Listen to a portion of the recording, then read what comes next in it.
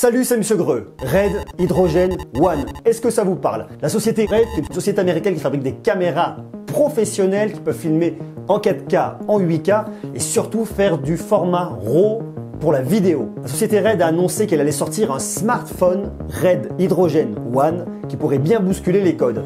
Ce smartphone serait équipé d'un écran holographique. Alors déjà, on va regarder ce qu'est un écran holographique. On va regarder qu'est-ce que ce smartphone pourra avoir dans le bide. Et on va se demander, les écrans holographiques seront-ils la prochaine révolution du smartphone? Et on y va maintenant.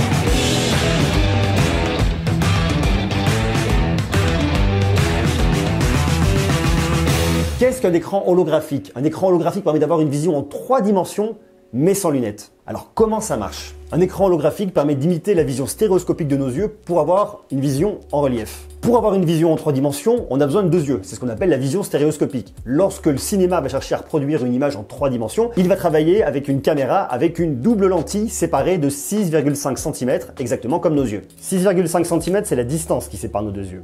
Pour le cinéma, les 2 images sont projetées directement sur le seul et même écran, ce qui fait que lorsque vous les regardez sans lunettes, vous avez une image qui est franchement dégueulasse.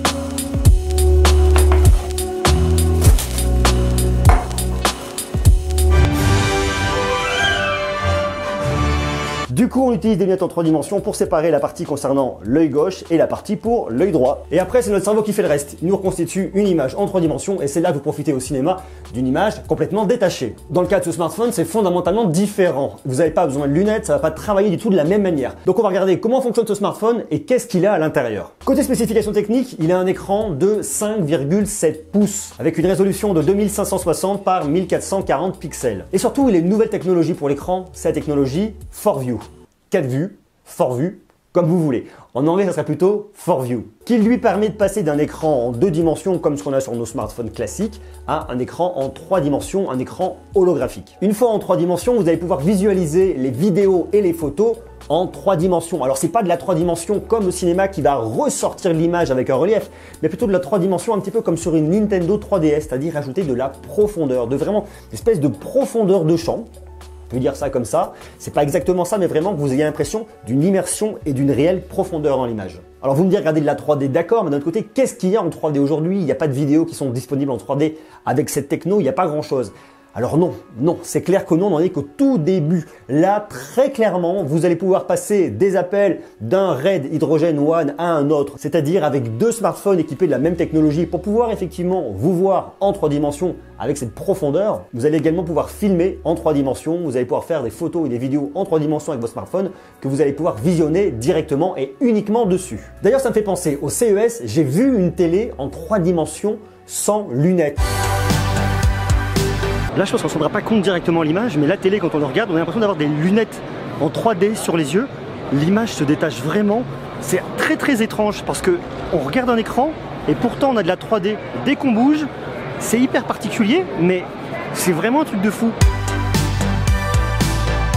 C'était probablement un système qui était relativement différent. Là, sur ce smartphone, vous avez 2 caméras à l'avant, vous avez très probablement aussi un capteur infrarouge qui reconnaît en permanence la position de votre visage et qui va adapter l'affichage de la 3D pour qu'elle soit la même, quelle que soit votre position. C'est-à-dire que vous soyez face à votre smartphone, que vous bougiez un petit peu, vous aurez toujours la même profondeur et vous n'aurez pas un décalage. Là, sur la télé que j'ai vue au CES à Las Vegas, c'était relativement différent, mais c'était hyper bluffant. Côté puissance, on va avoir un Snapdragon 835, peut-être 4, 6, 8 Go de RAM. Pour l'instant, aucune info concernant le stockage, mais on imagine qu'il va falloir quand même beaucoup de stockage si vous allez filmer en 8K. Il va vous falloir des cartes mémoire énormes et des cartes mémoire très rapides parce que la lecture d'un fichier en Full HD, en 4K et en 8K, c'est pas tout à fait la même chose. On a forcément une grosse batterie qui va venir contrebalancer un petit peu la consommation de l'appareil, d'une batterie de 4500 mAh et il devrait tourner sous un Android Nougat. Le design est franchement particulier, assez loin de ce qu'on retrouve actuellement. Un design assez industriel, avec des petits reliefs sur le côté. À l'avant, 2 caméras. On a pu entreapercevoir la face avant sur une vidéo de Marques Brownlee.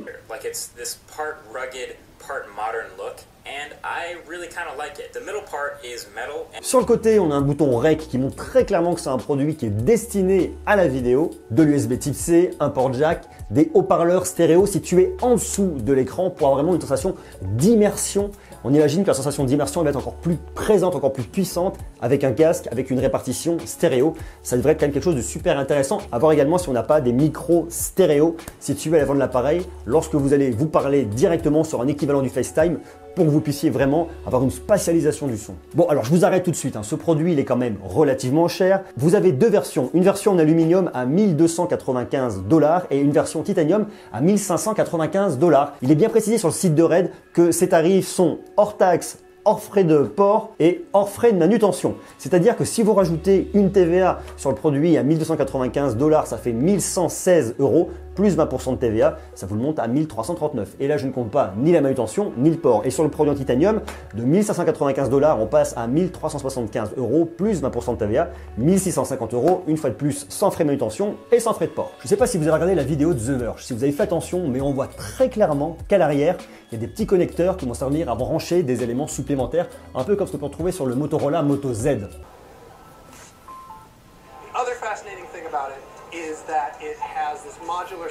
Comme c'est un appareil qui est dédié à vidéo, on imagine vraiment brancher différents objectifs à l'arrière. Par contre, ce smartphone, il n'y aura pas de recharge d'induction et il ne sera pas résistant à l'eau. Après, est-ce que vous en avez besoin? Je ne suis pas convaincu. Alors la question qu'on peut se poser, c'est à qui est-il destiné? Parce que c'est quand même un produit qui est très particulier, vraiment orienté vidéo plutôt pro. Un tarif qui est quand même très élevé. À qui est destiné ce produit? Pour moi, il n'est pas destiné au grand public. Il est vraiment destiné déjà aux amoureux de la vidéo, mais même plus que ça, il est destiné aux professionnels, à tous ceux qui utilisent des caméras RED, c'est-à-dire qui vont avoir vraiment l'utilité d'un matériel comme celui-là. Là, vous voyez le tarif du produit nu, mais comme vous avez la possibilité de pouvoir brancher des petits modules dessus, ces modules vont forcément coûter cher. On connaît le prix d'un objectif, alors d'un objectif spécialement conçu pour un smartphone comme celui-là de chez RED, ça va vous coûter une blinde. Et si vous en voulez plusieurs, ça va vous coûter 2 bras. D'autant plus qu'on imagine vraiment que ce produit-là, vous allez pouvoir l'utiliser comme un moniteur. Donc lorsque vous avez votre caméra RED, vous le prenez, ça vous fait un petit moniteur à distance. Donc il y a vraiment un sens à usage professionnel. En gros, il vous permettra d'avoir une caméra professionnelle en permanence dans votre poche, ou en tout cas très facile d'accès dans votre sac. Même si le smartphone n'est pas dédié à tout le monde, l'écran, lui, pourrait vraiment être intéressant pour tout le monde. Alors qu'en est-il de cet écran? Ce qu'on voit, c'est que la technologie utilisée au niveau de cet écran, pour l'instant, n'est pas déployée. C'est vraiment le tout premier smartphone à l'avoir. Probablement RED a un brevet là-dessus, une innovation technologique. Donc on n'imagine pas trouver cet écran partout, très rapidement, très clairement, non. Mais par contre, c'est super intéressant parce que ce qu'on voit, c'est que c'est une vraie technologie vraiment hyper intéressante. Pour l'instant, on va pas la retrouver partout. Donc pour moi, on a vu qu'elle existait, on a vu que c'était intéressant. Maintenant, on va le mettre dans un coin de notre tête et on va oublier. À moins que vous vouliez dépenser une petite fortune pour acheter ce produit qui était en précommande jusqu'à il n'y a pas très longtemps sur le site de RED et qui pour l'instant n'est plus disponible. Bon, il devrait être disponible très rapidement sur Internet. Vous allez pouvoir le précommander et l'acheter. À moins que vous ayez un budget illimité pour l'achat de vos smartphones, je ne suis pas sûr qu'il y ait un réel intérêt aujourd'hui. Parce que personne, en tout cas très peu de monde, n'aura ce smartphone. Donc vous allez pouvoir profiter de l'écran holographique tout seul. Vous filmez et vous regardez. Filmez vos copains et les regarder sur votre écran. Et c'est tout. Donc, est-ce que les écrans holographiques seront la prochaine révolution au niveau des smartphones?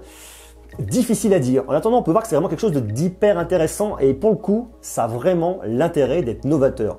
Alors sur ce smartphone, ce qu'on voit, c'est qu'on a effectivement la possibilité de pouvoir brancher des petits mods derrière comme on a sur le Moto Z. C'est bien, voilà, c'est pas révolutionnaire, c'est bien, ça peut vraiment être intéressant pour apporter différents objectifs sur ce smartphone, dans le cadre d'un smartphone dédié vraiment à la vidéo et même pourquoi pas à la photo. Mais l'idée de cet écran avec une projection holographique, ça a vraiment un sens et ça pour le coup, c'est vraiment hyper intéressant.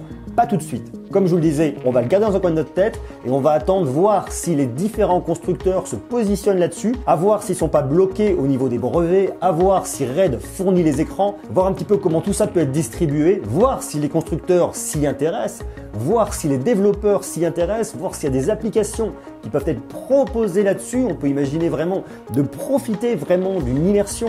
On sait qu'au niveau des smartphones, il y a déjà le toucher haptique qui est en train de se développer, c'est-à-dire toucher des écrans avec une espèce de micro-déformation pour avoir un toucher différent en fonction de ce que vous allez avoir comme utilisation de votre smartphone à ce moment-là, différentes applications. Ça peut déjà être très intéressant, mais pourquoi pas en plus aller rajouter là-dessus de la profondeur avec un écran holographique. C'est vraiment une vision du futur du smartphone que je trouve en tout cas super intéressante. Dites-moi ce que vous en pensez en commentaire. Est-ce que vous pensez, vous, que ça pourrait vous intéresser? Alors, pas forcément sur ce produit parce qu'il va quand même coûter très cher.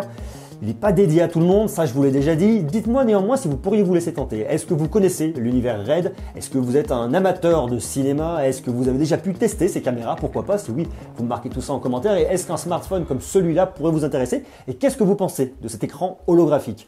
Marquez-moi tout ça en commentaire. Comme d'habitude, je vous êtes à me laisser des jolis pouces, à vous abonner parce que vous allez voir, on va parler toujours plus de tech, toujours plus de smartphones, de techno, de plein de choses innovantes. Il y a plein de surprises qui arrivent, donc restez connectés. Je vous embrasse et à bientôt. Ciao!